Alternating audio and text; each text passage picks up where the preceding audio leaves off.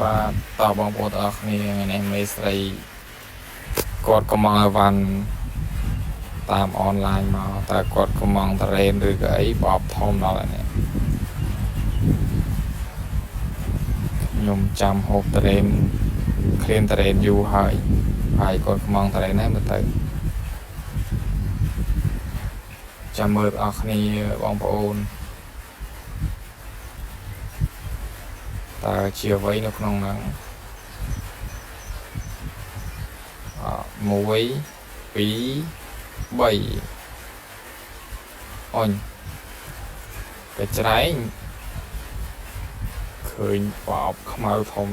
ស្មានតែកំងតរ៉េនមកញ៉ាំតែពិតកំងកត្រកអូប្រដាប់ប្រដារបស់កូនង៉ែតតែពិត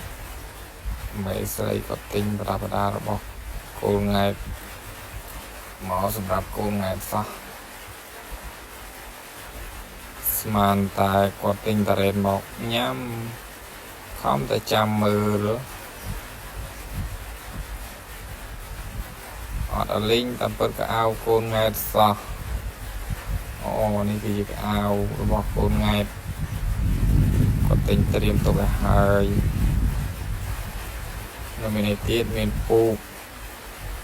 មានកអាវហើយនឹងមួយទៀតឯគេក្នុងប្រអប់នេះបងរយកាត់ហើយតែន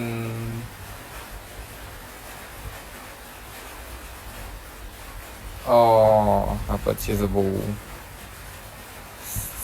លាងសាប៊ូ